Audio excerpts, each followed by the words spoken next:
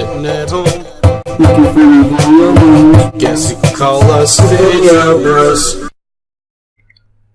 Yes. And have a happy. Whatever religion you are. Yeah. Hope you had a happy Thanksgiving. Sorry that we're recording after Thanksgiving. We were gonna record for a game on Thanksgiving, but it's still Thanksgiving weekend, so we can still do it and just put it up tomorrow or so. Okay. Have a happy Black Friday weekend. The Thanksgiving weekend, Black Friday weekend. Do you wanna? I can click now, right? Yeah. All right, play. We've been meaning to do this for a while, but got caught up with Ancient Stone tablets and other games, so we'll record for that after this.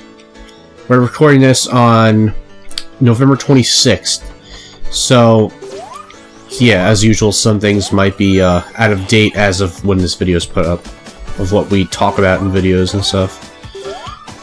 Especially with saying hope you all had a good Thanksgiving. Yeah. So this is made straight from scratch, redone version of Green Hill Zone that some guy made. And it's a fan game called Sonic Utopia, as you saw by the beginning of the video. Every texture you see in this video is made completely from scratch. And look at all this craziness. You can spend hours exploring this level for different parts of the level. I've seen videos of this. But well, I'm telling it to the... I know, but this looks a lot better than the videos. What? Because you're seeing it for yourself. Yeah. No, that's how a lot of things are. I was telling to the people, I'm like, yeah, everything you're seeing here is completely from scratch. Basically, this is kind of like what we got from Sonic Adventure 2, when we got the Green Hill Zone level, but better. But it doesn't have any enemies in it. There's no...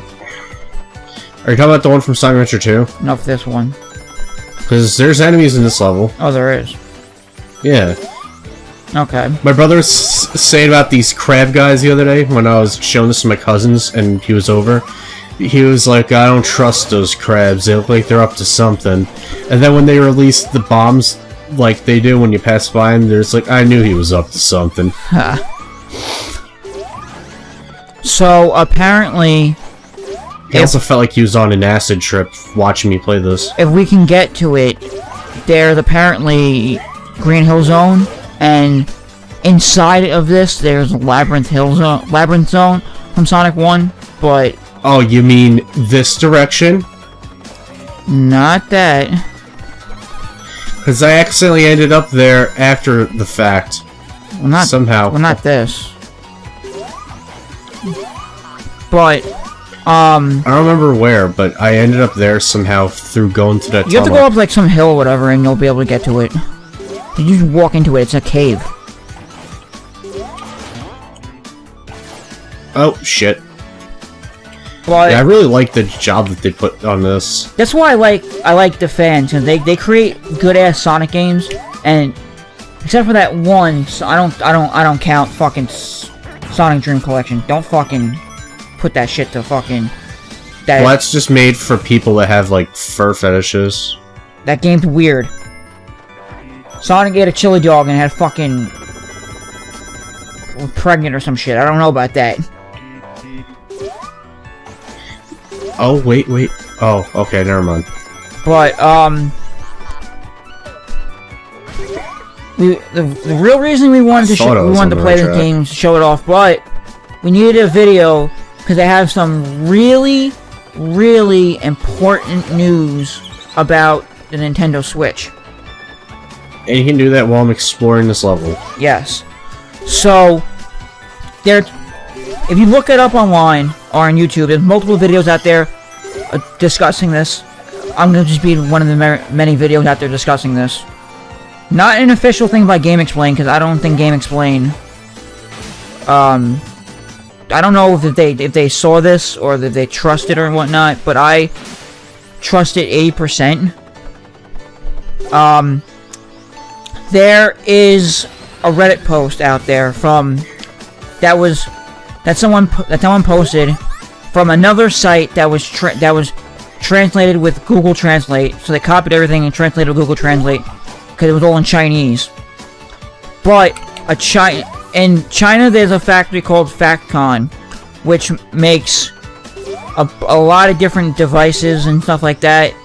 And most importantly, they make, or if you guys know that they're the company that make the iPhones and all the iPads and all the things for Apple and whatnot. But they're apparently also the company that's working with Nintendo to make Nintendo Switch, to produce it and whatnot. So. Oh, really? Yeah. So basically, they're what do you call it? They're what they do there, they make the device, they test it, and to make sure that there's no issues with it and stuff like that before they release it and whatnot, as you know.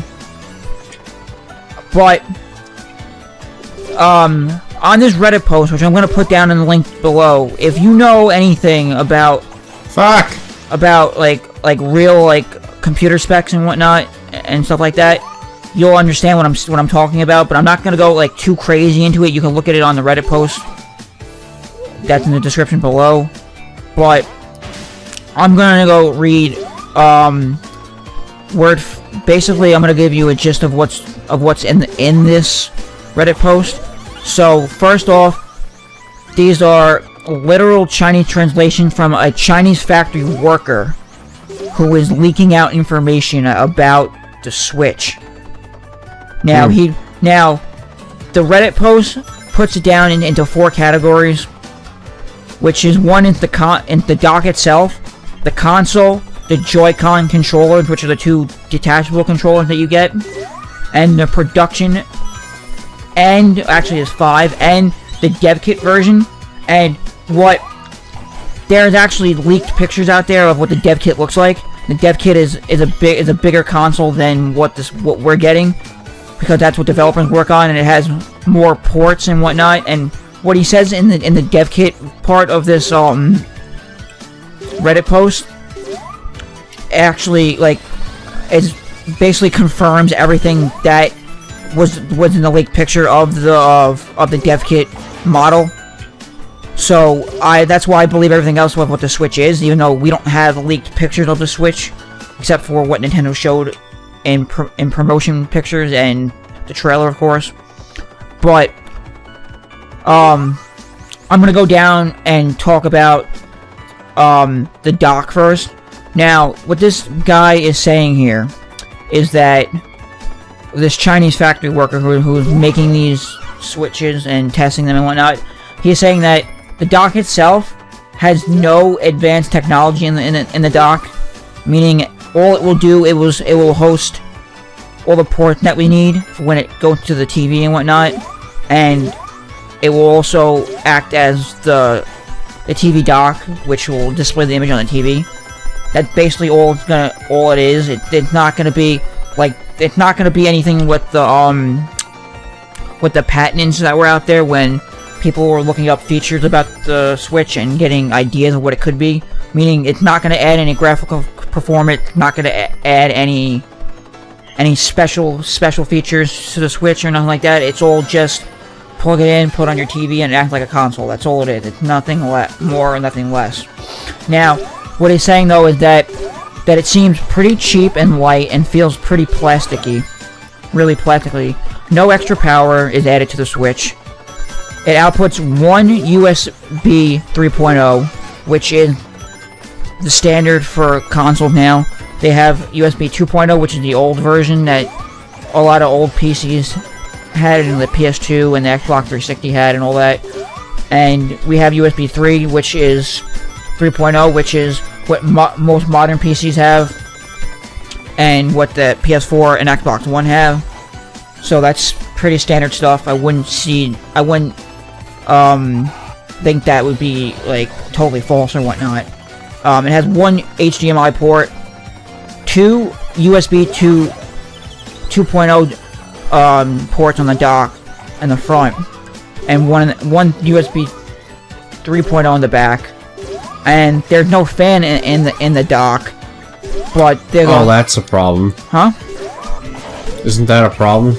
well, here, what it says, there's no fan in the dock, but the hole in the back of the dock to allow air absorbing out from the console top vent.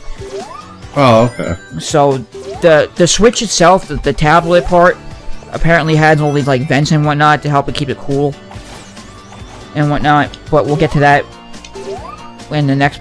That's all there is to say for the dock, and before I go into the console part, I just want to say that I believe that this confirms...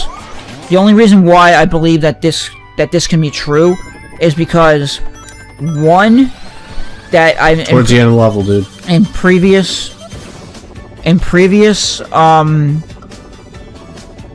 videos that we've done, I have said that Smash Brothers for the Wii U is apparently getting a port for the Switch, and it makes sense because the Wii U had two USB 2 ports in the front, which allowed you to hook up the GameCube controller adapter for Smash Bros. Wii U. So I believe that this is what they're going for if the port comes out. So it would make total sense. So I don't believe any of this is false for the dock, because it would make sense. That's what Nintendo would do to cut costs and whatnot, so they can not make it too expensive. They don't want to add anything extra, even though it would be a cool idea. But what also makes sense here is that before I go into this, this is a Game Explain video of this guy named Todd Howard, who is, I guess, the unofficial spokesperson. I mean, the official spokesperson slash, like, real life mascot for Bethesda. And in this video, Game Explain talked about saying that what he has seen. Click play again. See if you can find that. See if you can find Labyrinth Zone. I was actually just gonna say that. Yeah. I'm gonna do that while you talk about this, and then when you finish, whether I find it or not, whatever is the time we'll end the video. Okay. So, Todd Howard is saying that for this, for whatever version of Skyrim that was shown off and in the reveal trailer for the Switch, he is saying that he's actually seen and looked at that version of it, whatever version we're getting, and he's saying that what you get on the Switch itself when you take it out of the dock, and what you get on the TV is the exact same experience. So it's meaning you put it in, you're getting the exact same game in and out, no differences between the dock and the actual portable tablet. So like I said, there's gonna be no graphical enhancements to the dock itself. So I believe that 100%, and that also confirms that there's going to be the Skyrim port is going to be on there, because he's saying that throughout every version of Skyrim that he's dealt with so far, and of course the remastered version that's coming out or whatever, or if it did come out yet, I don't know. I don't keep track on Skyrim, but he's saying that the Skyrim port for the Wii U, for the Wii U, for the Switch, is probably the best demo that he's ever seen in his entire life. And you know what that means. That's gotta be something. Meaning, if it's, I'm not saying that like it any better like with motion controls or anything like that. If it had motion controls, we don't know that, but he's saying that that confirms that this is probably the best version that we're gonna get. Meaning, this is gonna be a pretty powerful console, which I'm thinking of. But that also brings me into the next part, which is in this console part of the Reddit post. Now, earlier rumors have suggested that the Switch was going to be a multi-touch screen, which we all know because all tablets now are multi-touch, and they don't want to go with the main tablet with the non-captive touchscreens that Nintendo has produced for the 3DS and all the DS's. You can't use your fingers with it, so apparently it's gonna be like a regular phone tablet screen. So we're gonna have up-to-date technology on that. But what earlier rumors are saying that it was going to be a 6.2 inch screen and only be 720p. This guy right here, or this factory worker, is saying that the screen looks like it's 1080p, full HD 1080p, multi-touch screen. And according to the spec that show up on the software test, that it goes through all this stuff about the heat sink from the vents and whatnot, and what the shapes of the pipes are inside of it and whatnot. And they said that heat performance is really good, meaning that it doesn't heat that when you're playing it portably, it doesn't get too hot whatsoever. And now there's a video on what do you call it, on YouTube, of this guy that talks about this whole thing also. And this part right here is saying that the software demo that they're using to test the Switch out itself uses a software that uses millions of different, like, it's like a benchmark, like, frame rate testing software that uses like a millions of different fish that are all rendered each individually, so they're not like all grouped together into one giant like render. And they run it straight on on each one, or the one that the Switch that he has apparently, for 8 days straight without shutting the console off, so it can test the frame rate drops and whatnot, and see if there's any frame rate drops. And the guy in the video that was talking about this, saying that there's a that if this is what is true, there's a actual software demo that Unity, I think it's Unity, released, that uses this exact same software. And to get that running on a smooth 60 frames per second, and without drops, you need a really, really, really good PC for that to work. That's true. PCs, but you need a really good PC in general for most games anyway. Yes, or at least for ones that, what they're saying though, that because very good graphics, like you see, like we're playing Sonic right now, right? Yeah. Like there's only like a few different things that are rendering right now. Like you have Sonic itself, and you have all the graphics and whatnot, and that's really, and the world that's coming forward toward you as you run toward it. That's about it. Like this software that's doing is rendering every individual fish, and like millions of different fish going around the screen, all around all the time. So, meaning that, and they said that Unity, when Unity made that software, they said you need a really high end, like a really, really high end PC to get this to work correctly. And this confirmed that this is gonna be a really good console.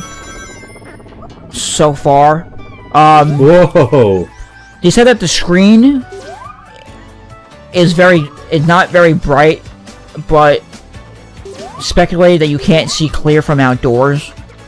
But I think that might just be testing wise, so they don't drain the battery or hinder the battery power on it so much. Now there's this thing called the cores, and the CPU clock rate, and the GPU. But since it was confirmed that NVIDIA is making the GPU, the graphics chip for the Switch, the only other console that they ever worked on was their own NVIDIA Shield, which was a console you could hook up, and it ran a version of Android which you could play games and whatnot, and it uses what they called the X1 chip. And the X1 chip was very good. You could get quote-unquote console quality graphics out of it, which would be sort of like a in between like a Wii and a PS3, or up to a PS3 standard, but not anything like The Last of Us like on a PS3. So you wouldn't get that kind of crazy graphics, but you get like you get like early like Uncharted 1 graphics. You know how Uncharted always progressed after each game, and the graphics got better? Yes. So, like, the first Uncharted game, like, had really poor graphics for what the PS3 could have done. So, you're gonna get sort of something like that with the X1 chip, but the chip that they're putting into the Switch is apparently a lot more powerful, and that's saying a lot for a handheld console or portable system to make the battery last as long as possible. But I'll tell you this much: my phone, I think, has like an iPhone 7 Plus, has like a 2,600 milliamp battery, and that lasts me like all day. But that's because Apple knows how to optimize their software to their hardware level like amazingly. Like some phones out there that have like a 3,600 milliamp battery can last about the same time also, like maybe a day or two. But that's just using it normally, like if you're just texting and going on like YouTube for a couple of minutes, whatever, and this and that, like doing your regular stuff, it'll last you a day or two. But apparently the battery on the Switch is a 4,310 milliamp battery, which is pretty damn high. But even with my phone and all the stuff that Apple does to optimize their software correctly, I can't play games and get all day battery. Like I'm gonna have to charge my phone while playing games. So it's gonna be an issue for people if they want to play it portably. So for like anyone that wants to bring it on the go, yeah, you're gonna have a bad time. What else? Sure. I mean, we don't know yet. We don't know how they're gonna optimize the software, what kind of software they have in there yet. So we don't know what the battery life is really gonna. That's true. Yeah, we don't know what the battery life is gonna be yet, but it's saying that it's not chargeable. I mean, not changeable, so you can't change it out. What else? That sounds pretty shitty, though. Yeah, but you know, I believe Nintendo. If Nintendo putting all this like standardized hardware into the Switch already from this post, I'm assuming that they're gonna optimize it the best they can. So what else is here? Okay, so there apparently gonna be 4 gigabytes of RAM in this system, which I don't know how well that would work with certain games and whatnot. I mean, I don't even know what the 3DS has, and they went low on the spec on the 3DS. Like they optimized the software to that just for the fucking 3D aspect, which no one even cared about anyway. You know what's so pointless about, like, the one problem I have with Pokemon Sun and Moon? What? The 3D feature doesn't even exist on those games, so was there really a point to put them on the 3DS? Well, not really. The reason why they did that is because Sun and Moon is such a big game graphic-wise that when they had XY Black 2, X and Y. X and Y, Black 2, White 2, and they had Omega Ruby and Sapphire. Well, Black 2 and White 2 were on the regular DS. Okay. But when they had X and Y... Only X, Y, Omega Ruby, and Alpha Sapphire were on the 3DS. Yes, but when they made those games, no matter when you played it, or how you played it in battle, and when you're battling any Pokemon or any trainer or whatnot, when the frame rate is abysmal compared to like the regular gameplay when you're outside of a battle, and then when you turn the 3D feature on, it cuts that in half or whatever it is. So like there's like a video online or whatever, and like, you can't see it. Like, you can't see it in that video, but he like when he captured it from a capture card in the 3DS. Like I forget which Pokemon game it was though, but like the frame rate dropped from like 60 frames to fucking 10 in a battle with the 3D. Oh with my god! God. With the 3D mode on, like you can even like you ever notice that though? What with the frame rate? Like if you're in battle and then you turn on the fucking 3D and then like the frame rate. Jeff. Yeah. Oh, you got it. You got it. And no thanks to it's not like I looked up a tutorial or anything. Haha. Haha. Anyway, so basically, the 3D like they didn't put the 3D feature on the on Sun and Moon because they knew that frame rate drop they're gonna have no matter what. And the 3DS just it's a terrible console in terms of the hardware because they optimized the shit out of it for the 3D aspect, and they didn't give any of the graphical performance to gamers that could use it. as much, so there's that. But anyway, back to the Switch, because there's only a couple more things I need to talk about. Now, the Joy-Con controllers now. This is the second part. The third part now. There are two shoulder buttons on each Joy-Con, which are labeled SL and SR for, I guess, left and right, but I don't know what the S stands for. It says it's very, very complex inside, apart from the motherboard and the console. Apart from the motherboard and the console and the screen, the Joy-Con is the most valuable in the whole system. Meaning, it could have an IR port, it could have motion control, it can have a bunch of things that we don't even know about.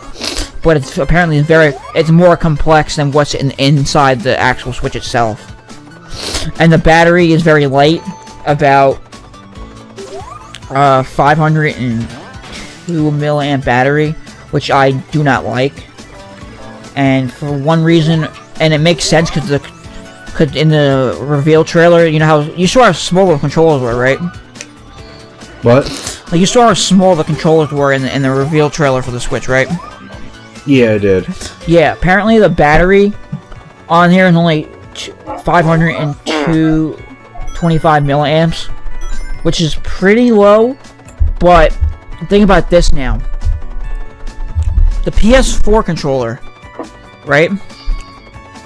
Yeah. I play a PS4 a lot more than Brandon does. And I tell you this much. You don't have a sibling to share it with, though. Exactly. But I'll tell you this much. The controller, the battery life on the controller sucks.